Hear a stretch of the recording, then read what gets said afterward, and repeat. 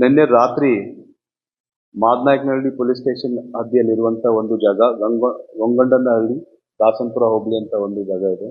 ಅಲ್ಲಿ ಒಂದು ಮನೆ ಅಲ್ಲಿ ಆಗಿರುವಂತಹ ಒಂದು ಈ ಘಟನೆ ಏನು ಅಂತಂದ್ರೆ 3 ಮನೆಗಳಿರ್ತವೆ. 3 ಮನೆಗಳಲ್ಲಿ 2 ಮತ್ತು 3ನೇ ಮನೆಯಲ್ಲಿ ಆಗಿರುವಂತಹ ಘಟನೆ. ಅಲ್ಲಿ ಪಶ್ಚಿಮ ಬಂಗಾಳದ ಮೂಲದವರು ಇಬ್ರು ಮಹಿಳೆ ಮತ್ತೊಂದು 2 ಜನ ಅಲ್ಲಿ ವಾಸವಾಗಿರ್ತಾರೆ.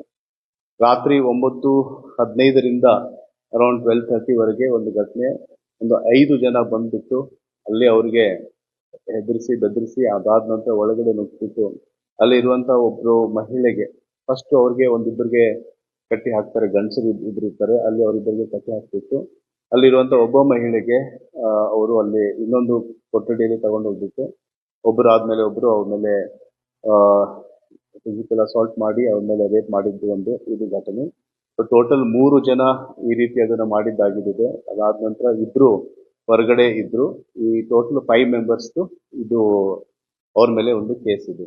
ಸೊ ಈ ಕೇಸು ಈ ಪ್ರಕರಣದ ತೀವ್ರತೆಯನ್ನು ತಿಳ್ಕೊಂಡ್ಬಿಟ್ಟು ಇಮಿಡಿಯೇಟ್ ಆಗಿ ನಾವು ಒಂದು ಇದನ್ನ case of gang rape and also dacoity ಕೇಸನ್ನು ಕೂಡ ನಾವು ಅದನ್ನ ತಗೊಂಡಿದ್ದೀವಿ. ಏನು ಯಾಕೆ ಡೆಕಾಯಿಟಿ ತಗೋಬೇಕಾಯ್ತು ಅಂದ್ರೆ ಇದ್ರ ಜೊತೆಗೆ ಅವರು ಅವ್ರ ಹತ್ರ ಇರುವಂತಹ 2 ಮೊಬೈಲ್ ಫೋನ್ಗಳು ಮತ್ತು 25,000 ರೂಪಾಯಿಗಳನ್ನ ಕೂಡ ದೋಚ್ಕೊಂಡು ಹೋಗಿದ್ದಾರೆ. ಮತ್ತು ಅವರು ಕೆಲವೊಂದಿಷ್ಟು ಈ ಬ್ಯಾಟ್, ಈ ಕ್ರಿಕೆಟ್ ಬ್ಯಾಟ್ ಇರುತ್ತೆ, ಆ ಟೈಪ್ ಒಂದು 2 ಚಿಕ್ಕ ಬ್ಯಾಟ್ಗಳು ಅಲ್ಲಿ ಇದಾವೆ. ಅಲ್ಲಿ ಅದರಿಂದ ಅವ್ರಿಗೆ ಹೊಡೆದಿದ್ದು ಇದೆ. ಮೈನರ್ ಇಂಜುರೀಸ್ ಆಗಿರುತ್ತೆ ಅದರಲ್ಲಿ ಇರುವಂತ ವಾಸವಾಗಿರುವಂತ ಜನರಿಗೆ.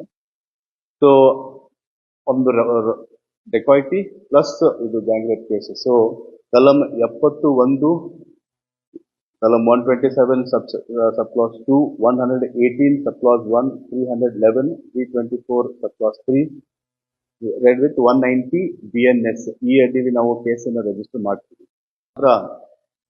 ಇವರು ಮಹಿಳೆಯರು ಏನು ವಿಕ್ಟಿಮ್ಸ್ ಇದ್ದಾರೆ ಅವ್ರಿಗೆಲ್ಲ ಹಾಸ್ಪಿಟಲೈಸ್ ಮಾಡಿ ಅದನ್ನ ಆಸ್ ಪರ್ ದ SOPs ಇದೆ ಆ ಪ್ರಕಾರ ಅದನ್ನೆಲ್ಲ ಫಾಲೋ ಅಪ್ ಮಾಡಿದ್ದಾಗಿದೆ. ಆಮೇಲೆ ಅದ್ರ ಇನ್ನೊಂದಿಬ್ರು ಯಾರು ಗಂಡಸರಿದ್ರು ಅವ್ರಿಗೆ ಕಟ್ಟಿ ಹಾಕಿದ್ದು, ಅವ್ರಿಗೆ ಒಂದ್ ಸ್ವಲ್ಪ ಇಂಜುರೀಸ್ ಮೈನರ್ ಇಂಜುರೀಸ್, ಅವ್ರಿಗೂ ಕೂಡ ನಾವು ನಿಮ್ಯಾನ್ಸ್ ಅಲ್ಲಿ ಆಸ್ಪತ್ರೆಗೆ ಅವ್ರಿಗೆ ಅಡ್ಮಿಟ್ ಮಾಡಿ ಅವ್ರಿಗೆ ಟ್ರೀಟ್ಮೆಂಟ್ ಕೂಡ ಮಾಡಿದ್ದೀವಿ. ಅದು ಈಗ ಟ್ರೀಟ್ಮೆಂಟ್ ಜಾರಿಯಲ್ಲಿದೆ. ಗೋಯಿಂಗ್ ಫಾರ್ವರ್ಡ್ ಈ 3 ತಂಡಗಳು ಕಂಟಿನ್ಯೂಸ್ ಆಗಿ ಫಾಲೋ ಅಪ್ ಮಾಡಿಬಿಟ್ಟು ಬೆಳಿಗ್ಗೆಯಿಂದ ನಾವು ಅದನ್ನ ಹುಡುಕಿ ಇದರಲ್ಲಿರುವಂತಹ 3 ಜನ ಅಕ್ಯೂಸ್ಗೆ ನಾವು ಇವಾಗ ಸೆಕ್ಯೂರ್ ಮಾಡಿದ್ದೀವಿ. 3 ಜನ ಅಕ್ಯೂಸ್ಡ್. ಆ 3 ಜನ ಅಕ್ಯೂಸ್ ಆದ ನಂತರ ಇನ್ನು 2 ಮಾತ್ರ ನಮಗೆ ಸಿಗಬೇಕಾಗಿದೆ. ಅದನ್ನು ಕೂಡ ಇನ್ನೊಂದು ನೆಕ್ಸ್ಟ್ ಕಪಲ್ ಆಫ್ ಅವರ್ಸ್ ಅಂತ ನಾವು ಹೇಳ್ಬೋದು. ಅಷ್ಟರೊಳಗಡೆ ಅವರು 2 ಕೂಡ ನಾವು ಸೆಕ್ಯೂರ್ ಮಾಡ್ತೀವಿ. ಸೊ ಇಷ್ಟು ಈ ತನಿಖೆ ಜಾರಿಯಲ್ಲಿದೆ.